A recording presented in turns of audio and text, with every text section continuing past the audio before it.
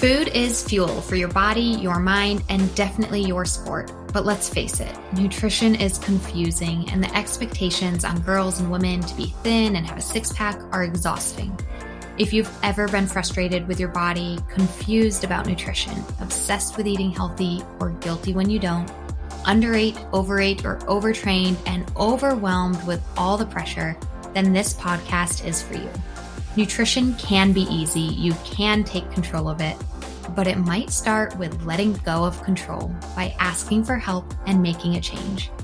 I'm Lindsay Elizabeth Cortez, sports dietitian and owner of Rise Up Nutrition, where I empower female athletes to overcome nutrition concerns and perform at their highest level, to stop being confused by all the mixed or harmful messages, and finally have confidence in your body as a fierce, fit, and fueled female athlete.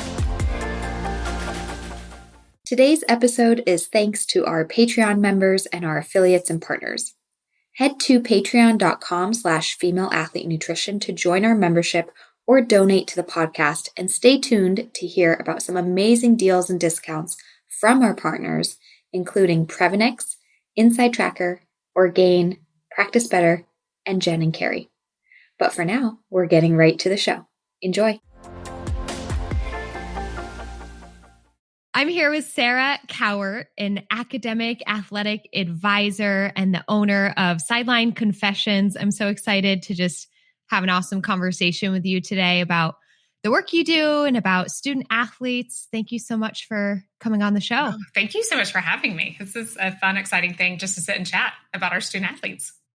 For sure. Yeah. So let's just start there, I think, with telling us a little bit about your business and the type of people that you help serve. Yeah. So I founded Sideline Confessions back in October of 2019, and it came after a long career in college athletics in the academic department. So I saw student athletes, come through recruiting visits.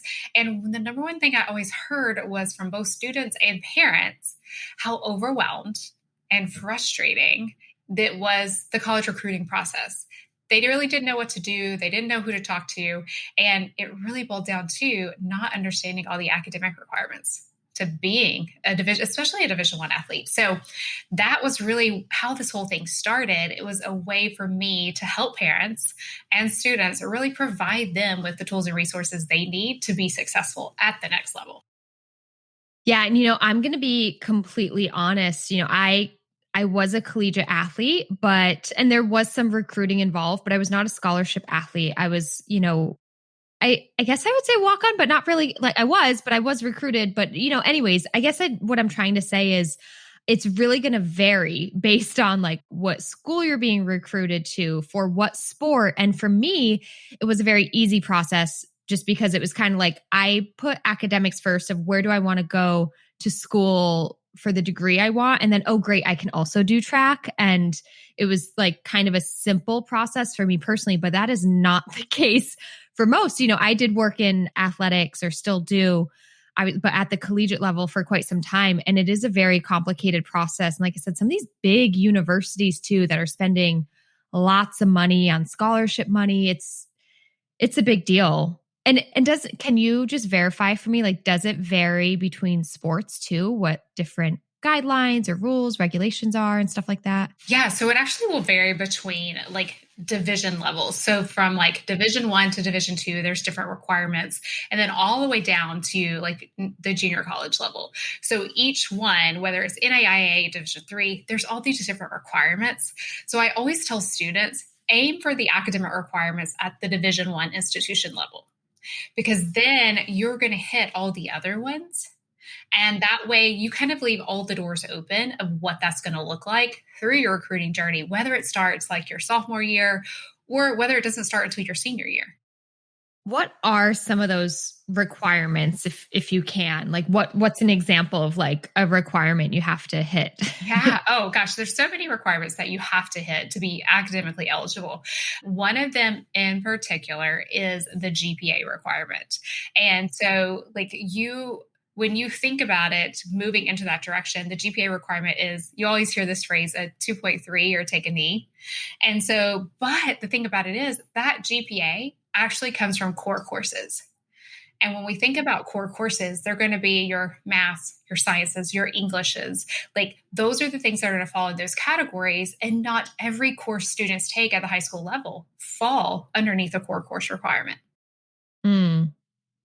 So you could think that your GPA is okay, but once you narrow down like your GPA based on certain classes, it might be something slightly different. Yes, yes. And that is something that I've encountered with parents a lot.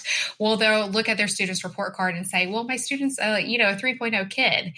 And then we look and say, well, they got all C's in English. But that all their A's came from, physical education classes, or even there's certain type of classes now with like computer classes or financial like literacy classes. Most of the time, none of those count. Oh, wow. Which is like not fair though. That's like, right. Like if you're smart in computer sciences, you're smart in computer sciences. And what if that's what you want to major in, like. Yeah. And that's where the conversations I have with a lot of students and with a lot of parents is saying, okay, we want to think of a really big picture of what does this look like? Because too, that's going to help these students as they're getting these offers from different institutions of, is that an institution I really need to be going to? Will I be successful athletically and academically? Because again, we want not all student athletes are going pro. So how can we think beyond just the 4 to 5 years that we're going to be at that institution? I can totally look this up because I don't have it off the top of my head, but I've read it, 100 times. Maybe I'm going to put you on the spot, but okay. The conversion rate of like high school athletes to college athletes and college athletes to pro athletes. Yeah.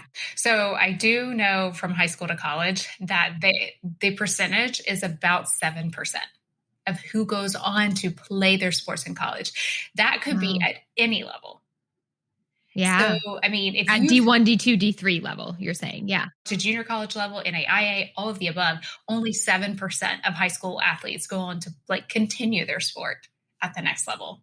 And I really want to pause and reflect on that, just of, how great it is if you are a college athlete, no matter if, you're coming in last in every race, or if you are a scholarship athlete, just the fact that you are doing it, you made it. Only 7% of high school athletes go on to be a college athlete. I work with so many college athletes or high school athletes that want to run in college. And I also say that because I've learned over the years, I even started this podcast saying, well, I wasn't a scholarship athlete, and I was far from it, but to still be proud of that, because that is a big deal and it is something to be proud of. And the number is even smaller, of course, when we don't know the number, we can look it up, but it's way smaller from college to pro. Yeah. I believe it's around either 1% or 2%.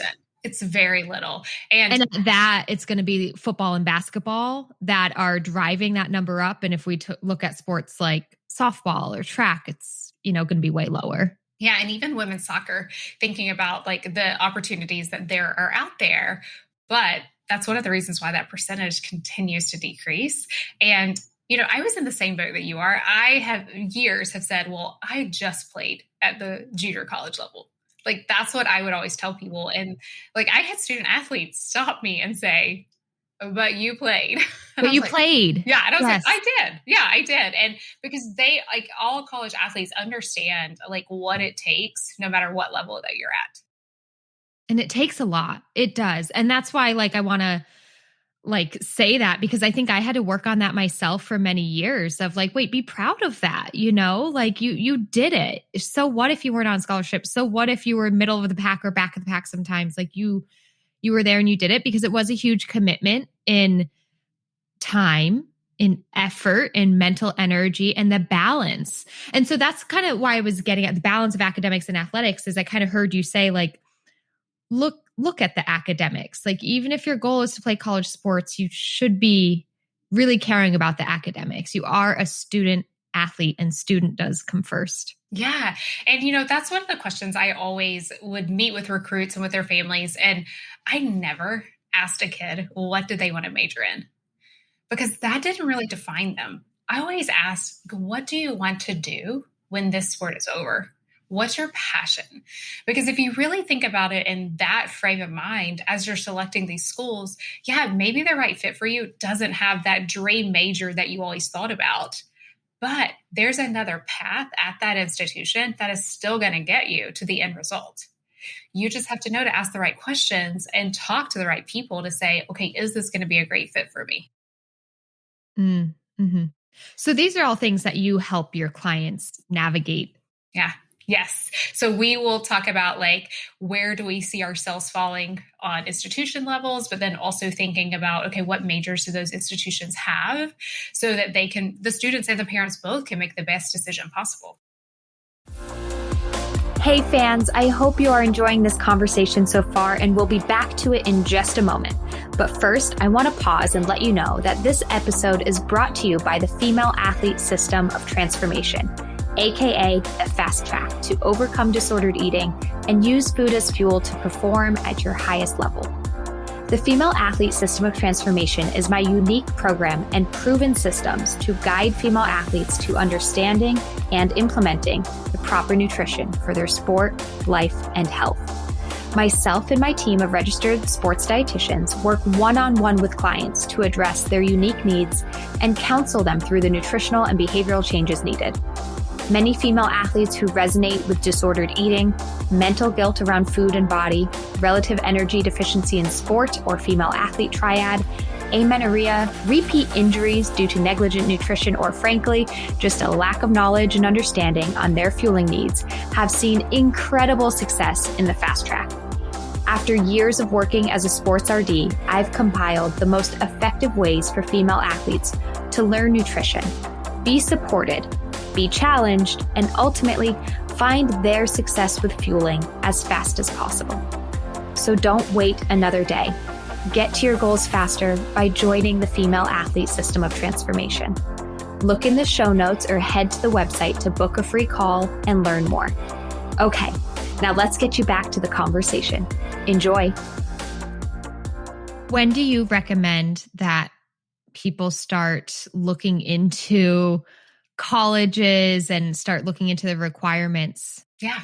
So it's kind of a twofold question. So with the NCAA, we want to make sure that we are registered with a certified profile account by our sophomore year of high school.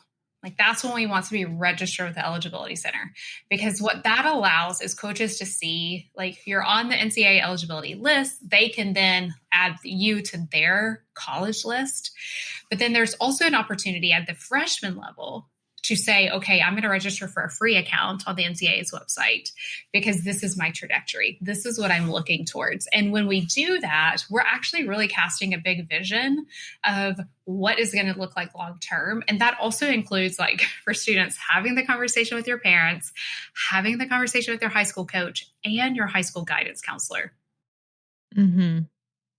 So by sophomore year, I definitely waited until junior year, personally. Yeah. That's early. I feel like it's hard to think that far in advance. Yeah. And the reason why you want to do that, there's not a whole lot of things that are going to fall into that. But as you're like registering for that account, you're also answering some really big questions for the NCAA that go with amateurism status. So we want to make sure as we go through our high school career that we don't quote unquote turn pro by not doing specific requirements or by doing something we weren't supposed to do. And so that gives us just a little heads up of saying, okay, this is the track I'm on. I'm really following through with what I'm doing. And then by your junior year, having your always having your transcript sent every year. And the reason why doing that is because you're staying ahead of the game to know, am I missing any requirements? I have it there. So if coaches ever want to look at your transcript, they can pull that from the NCAA's website. Mm-hmm. And is that, so I want to go back to like the GPA comment a little bit too. I feel like with athletics, there's a lot of, we're all over the board because some people are like true, just like, I only care about my sport and I'm really not paying attention to academics. But then you also have the flip side, which is I'm a high achiever in everything that I do. So you mentioned like the 2.3 GPA. So if somebody but that's with the core classes, but if somebody had like a 3.5 to a 4, do they have anything to worry about? They would need to worry about making sure they take classes that are on the NCAA's core course list, because every high school is different. So I've seen it where students would be high achieving students, or maybe they're, have a lower end GPA. But when I look at their core courses, maybe the high school didn't update them. Maybe Oh my that gosh. student is like one of the first students from that high school to go to a collegiate level, and their high school is not registered with the Eligibility Center. If there's been any curriculum changes, we want the high school to make sure that they're updating all of that, because the student could get caught between a rock and a hard place, essentially thinking they're doing everything right. But as they look past it, they're actually missing some things. And so I help parents and students, okay, let's find your core course list. Let's make sure we bring that to the counselor. Is there anything that needs to be changed? Is there anything that needs to be updated, so that they make sure they're on that right trajectory and on that path? Yeah, these are all things I've been totally like in the dark about and had no clue about. I think, I was just somebody who trusted that my high school was giving me what I needed, but I can see how both with whether it's high schools that are more like private universities and changing their curriculum, not universities, private high schools that are changing their curriculum often, or kind of doing things on their own terms, like that could get a little tricky. And also maybe even just like small towns that maybe aren't updating things as often as possible and aren't like cued into this stuff. So I can see how this does happen. Yeah. And I'm a product of a very, very small community with, we only had one high school in our whole entire county. So when you think of it, especially in our rural areas, the year I graduated, we had one student go Division I, and that was the first student in 16 years. Wow. So those are the things that you want to think about and that's why starting your sophomore year is so key, because you can start to learn, okay, did that student go Division I or did they go Division II? Because we always know some students who are going to play at the collegiate level, but we want to make sure that we're following underneath the right protocol, and that the high school is keeping everything up to date. Because, our high school counselors do so much. They have so many students they need to be worried about, making sure they're all on the right track.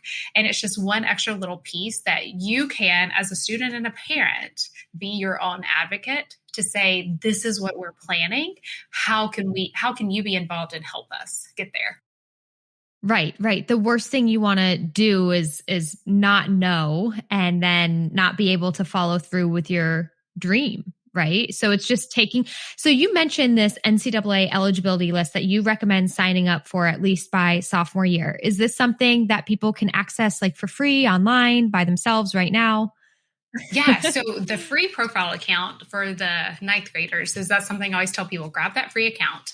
The registered certified account is around $90 for high school students, $150 for international students. However, I always like to make sure parents know this, that if your student gets a fee waiver for any standardized testing like an ACT or SAT, and these parents will know that there is also a fee waiver for the Eligibility Center, and their high school can help them apply for that. So I never want that fee to hold any students back, simply for the fact that if you get that fee waiver for ACT or SAT, you also get the fee waiver for the NCAA. Okay. And where do they go to sign up? Is it something I can include in our show notes just in case? Yeah, okay. I can definitely make sure that there's a link in the show notes, and it's simply it's not Eligibility Center. That's not I would love to say that that's the easiest way to get to it, but it's not. So we'll just include that link. And again, you can kind of peruse around and see that either, that free profile account is right for you right now, or you need that certified account. And again, you go ahead and get listed in the Eligibility Center and have your transcript sent over. You are one step ahead of just the whole entire game. Yeah, absolutely. So that's a great first step and some great advice and great background. And then of course I want to re-highlight that what you do is really guiding people through that, helping coach, guide, counsel, advise really both the student athlete and the parent on all the necessary steps and kind of monitoring their progress throughout, like, do you work with some clients like throughout the years too, to really like, Yeah. that's Yeah. cool. So we could start at their 10th grade year and saying, okay, here's some of the things we need to work on, especially academically as well, because some of our students have really big dreams and passions. And sometimes that's an institution that's really difficult. And so we want these students to be academically prepared as they transition from high school to college, because, you know, as a collegiate athlete, your time is limited. You have a lot of things that are going on. And so if we can really work through the academic skills, then that transition is going to be much easier. And I always say, and you will probably hear any of my students ever say this, is that if you got everything done academically, so you know when that paper's due, you've been working on it, you've studied for the exam, when you walk into your athletic arena, whatever that is, you can be 100% focused in that moment to train to the best of your ability, whether it's in your watching film, weightlifting, or actual practice. You are not worried about the paper that's due at midnight because you've already worked through all these other things that you needed to accomplish to get to where you are. Yeah. And that's so much of the transition, like between high school and college. It just is harder. The academics are harder. You're doing everything alone. You don't have a parent reminding you or forcing you to sit down and do your homework.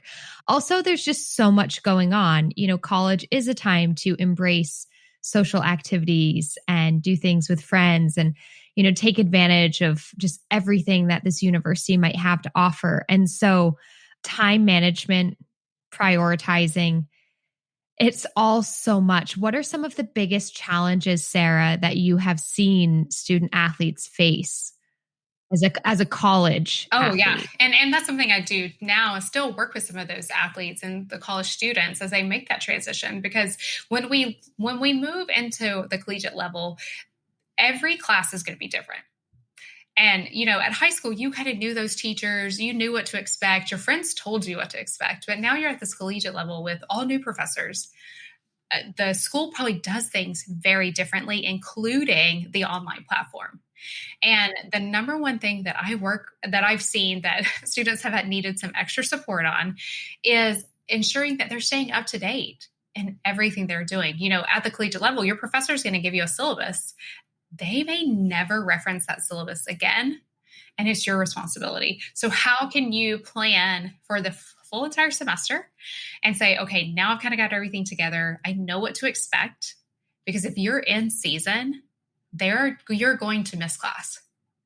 There's like no way around it. So if you already have all of your syllabi laid out and you see, okay, here are my competition dates, here are the important dates in the class, you can then prioritize and organize what you need to get done and how you need to communicate with your professors. Mm-hmm.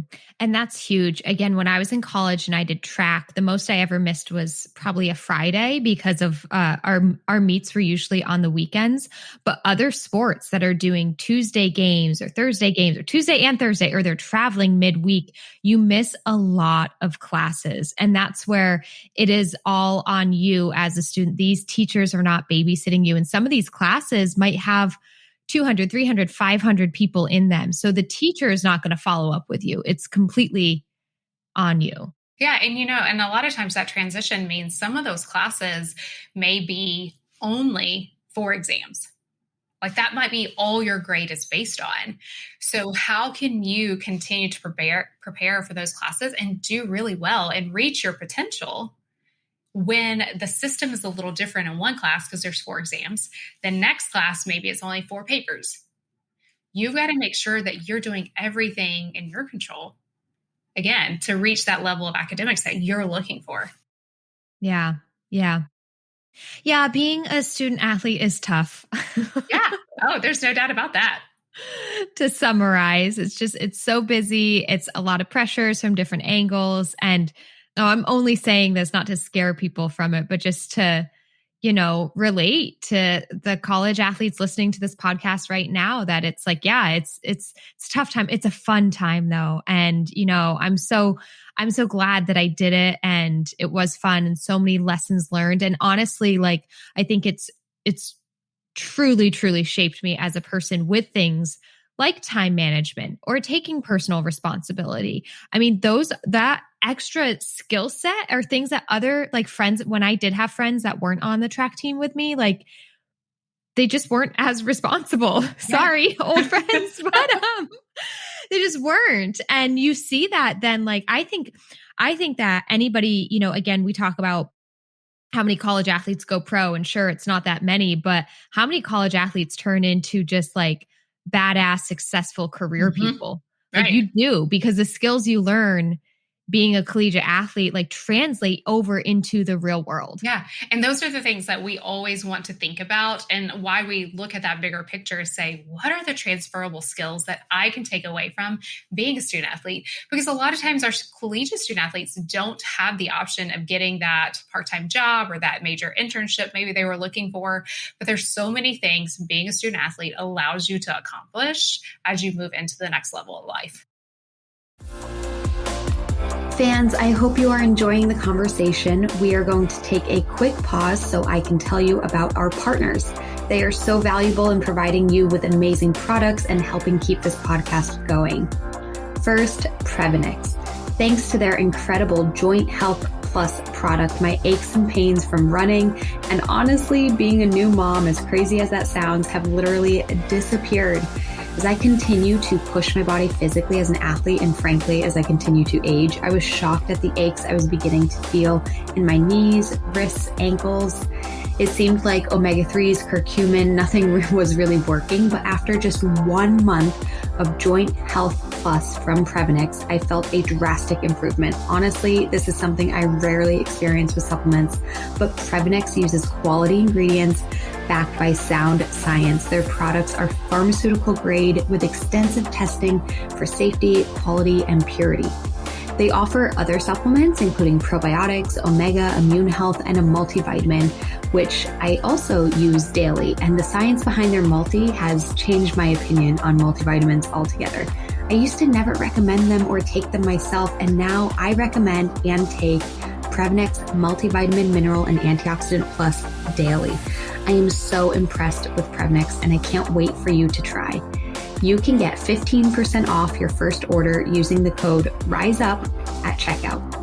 The company also offers 100% money-back guarantee within 30 days because they stand by their products, and so do I.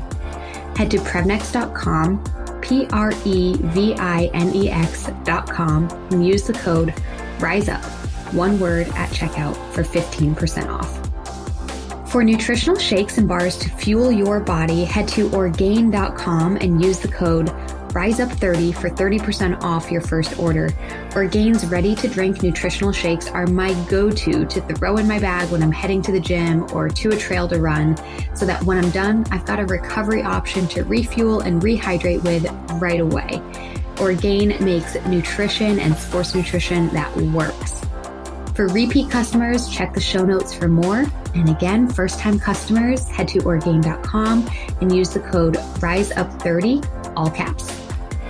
And last, ladies, moms, every mom is an athlete. That's why Jen and Carrie have designed the best nursing and pumping sports bras. I cannot rave about these enough.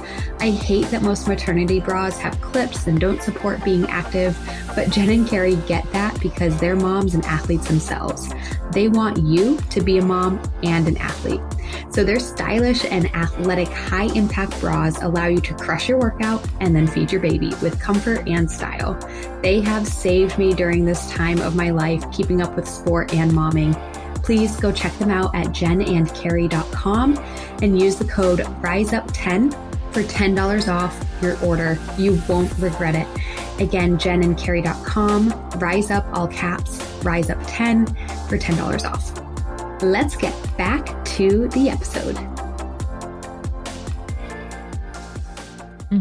I completely agree. So let's talk about you a little bit more. Like what sport did you play in college? Yeah, so I played soccer. And like I said, I played at the junior college level, and it was an incredible experience. I am not like most people. I decided my senior year that this was what I was going to do. And one of the main reasons is because I was actually on the first ever high school soccer team, women's soccer team at my high school. Yeah, you said you were in a very rural, small town area. Yeah. Very cool. And so that just wasn't something that, a lot of female athletes did. And so it was kind of like my eyes were open to it. After my friend, I knew he was going to play Division I football. And I was like, wait a second, like, this is actually something I could probably do too. And, jumped in late to the party, but it was an amazing experience. Unfortunately, I had a couple of major injuries that I just decided, you know what, it's probably best that I don't continue.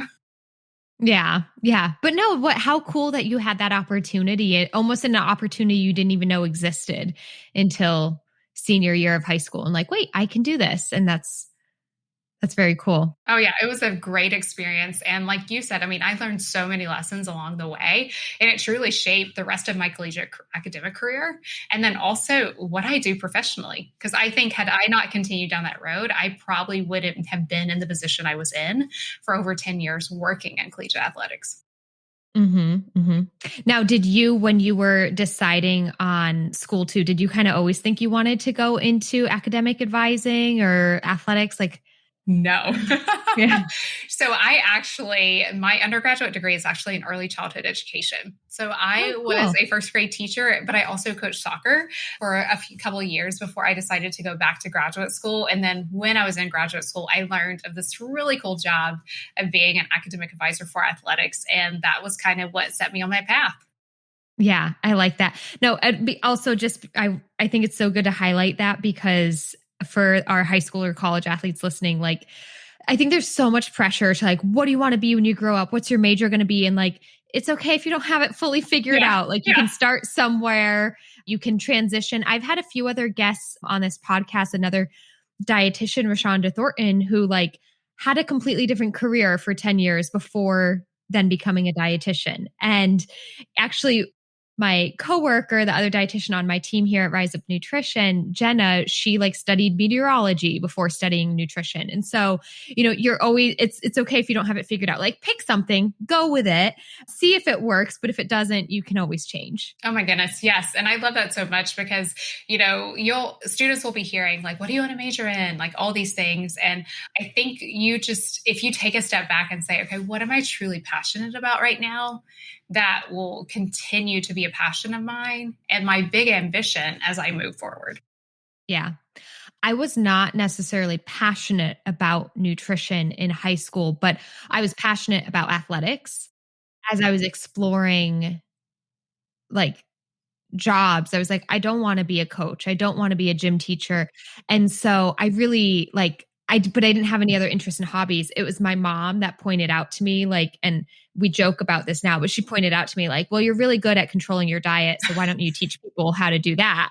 Which years later and reflection, it's because, well, that wasn't good what I was doing. And in fact, I tell people how not to do that now, but it was like, so I just picked that and went with it because my mom pulled it out of me. Like, why don't you do that? And so I just did go with it. But entering freshman year, I wasn't like convinced. In fact, I went to University of Massachusetts Amherst, and I even thought I might transfer because it wasn't my first choice. So I went into freshman year saying, I don't know that I like this major and I might even transfer. But this is where I think I got lucky perhaps, or I picked something and I went with it, is that I did develop a passion for it. And as I learned more, it was like, yeah, I want to keep doing this, and as I made friends and as I found success on the track team, yeah, I do want to stay here, but you do always have options. Like you don't have to be 100% certain right away. Oh, that's so, so true. And I'm glad that you said that. And I also want to point out, you had a really great encourager and a mentor with your mom. And that's what I always say to our students is, you need to find someone that can be a sounding board for you, someone that you can talk through these ideas and really look at it. And that might be an academic coach, that might be your parents or your family, or that might actually be the academic advisor that you're working with through your collegiate career. Or an athletic coach even. I think that sometimes other people are good at pointing out your strengths than yourself. Like that's, we have trouble finding our own strengths. We're really good at finding our own weaknesses. Yeah. But so when other people can point that out to you, like that's really meaningful of, oh, okay, this is something, if somebody else thinks I'm good at this and I actually am. And, to grasp that goes for everything in life, not just choosing a major in college. Right. 100%. Yeah. Well, and just this has been so helpful, Sarah, and I just love this conversation and where you and I connected, because this is a female athlete nutrition podcast. So I know we haven't really talked nutrition, but you and I connected just because of, I work with collegiate athletes with their nutrition, and you work more on that academic side. And it's like, there's so much going on for a collegiate athlete, as we already said, and there's so many different pieces of the puzzle. And so getting help in any one of these areas is important. You want to make sure that you are, listening to your coach. You want to make sure that you are engaging in social activities. You want to make sure that you are paying attention to your academics and setting a plan for that. You want to make sure that you are taking care of your body with the right nutrition. You want to make sure that you are spending time or seeking help for mental health. Like those, I don't know, those are 5 areas I just thought of. Can you think of any others of all the areas student athletes have to pay attention? Yeah. The only other thing I think of is now from a strength and conditioning perspective too, are you training the right way, doing the right thing for your body? But then as we move into a different time with name, image, and likeness, what are you doing to brand yourself? What does your social media look like? So there's all of these things that you're totally right, these different aspects. And that's exactly how we connected, is because I truly believe that, a student athlete as the whole person, what can we do to help them be the most successful that they can be? Mm-hmm. Absolutely. And this might be changing topics a little bit, but you just like a light bulb went off in my head. Do you have any advice for how high schoolers and college athletes should screen or clean up their social media accounts? Is that something that coaches and academics are looking at? Yes. Every time I met with a recruit, no matter what institution I was at, I always Googled their Instagram and Twitter handles to see, number one, I was doing that for myself to just find out some common ground with that student so that we could start a conversation to find out what their goals were. But coaches look at those because they want to see what kind of person you are. And so for the student athletes listening that are high school or even college level, you want to make sure that your social media accounts, whether it's, Instagram, Facebook, TikTok, Twitter, that they all represent who you are and who you represent, whether it's your school, and I always say the same thing to those students. You need to be looking at the coaches' accounts, the other teammates that you could potentially play with, because that's another way to find out, are you the right fit? Is that the place that you need to be going when you think about that institution? Mm-hmm. Yeah, that's good advice. Wow. Yeah. Cause that's a big deal. And like, as social media has been morphing over the last 10 years, right? So it's like, at first, even 10 years ago when it was first coming out, like a lot of student athletes didn't think that it was being looked at. It was like, no, this is my thing. This is private. This is social. And then next thing you know, they're getting kicked off a team for having a picture with a red Solo cup. So, but I think that the generation right now is, wise on that, honestly, because they've grown up with social media. So they're actually a bit wiser about it than we were when we were first starting to use it. But it's always something good to remember, is that this is a reflection of who you are and who you want to put out into the world. That's exactly right. And I even say too, parents are going to have that conversation with coaches. And so, parents who are listening, like, make sure you're sitting down and having that conversation with your student, because you want to be very aware of what they're putting out. Mm-hmm. Absolutely. Oh, Sarah, I just love this conversation. Thank you so much for helping our listeners. And I will be sure to include your links. If people are if people are like, oh my gosh, I need help with this, I definitely want them to get in contact with you. You're such a great resource and so wonderful at what you do. So again, your website is sidelineconfessions.com. Yes. Mm-hmm. And your Instagram handle is what? At Sideline Confessions. At Sideline Confession. I love that name. Thank you. Sideline Confessions. It's cute. I love it. So Sarah, I usually wrap up this podcast with some rapid fire questions. Are you up for it? Yes, let's do it. Okay. If there was one food that you could eat every single day for the rest of your life, but never get sick of it, what would it be? Oh my gosh, it's totally pizza. I know, that's it. Oh yeah, I love pizza. Yeah. Would you stick to one flavor though? No, I don't think so. I think I would change it up. Yeah. There's so many different types of pizza. That's right. Yeah. But I'm like a classic cheese girl though. Like I just, it's such a default. It's always going to be good. Yes. To me at least. Oh, I enjoy a good cheese pizza. Yeah. Amazing. What is your favorite sport to participate in? Favorite sport to participate is probably soccer. Yeah. Do you still get to play recreationally or? Not necessarily. Sometimes if I'm like coaching a kids camp or something like that, I'll throw on my cleats and, go out and mess around a little bit, but nothing that's too recreationally. Yeah. Yeah. That's another reason that you and me are so passionate about helping high schoolers and college athletes, because there's some things that you just don't do as much as an adult. Like I used to be a pole vaulter. I just don't do that anymore. Right. There are recreational soccer leagues. There are recreational track clubs that I could keep pole vaulting, but like embrace it while you can. If you love that sport, That's right. Do it as long as you can. That's awesome. What about as a spectator? Do you have a favorite spectator sport?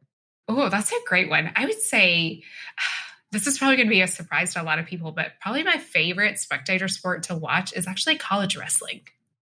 Oh, yeah. Yeah. And I think that was just because I was as an academic advisor for, a wrestling team for a few years, and it's very intriguing and it's so exciting. And sadly, very few schools have it, right? That's right. So that's another thing. Wrestling and gymnastics, especially men's gymnastics, but it's like so few universities have it that when you get to witness it, watch it, it's something really special. Yeah. Oh, it's so cool. Yeah. Amazing.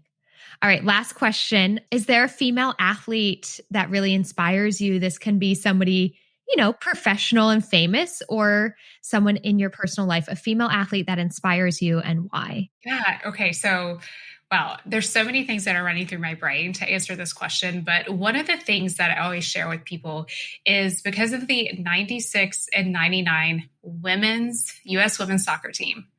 They are one of the reasons why I got to play my sport. They're one of the reasons why soccer actually became a thing where I was growing up, which has put me on my trajectory of life. So those teams are probably the most inspiring to me because that was at a really pivotal point in my life athletically.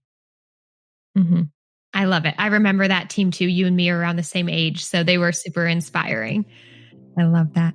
Well, wonderful, Sarah. Thank you so much again for joining us, and just really appreciate your time and everything that you're doing to help student athletes.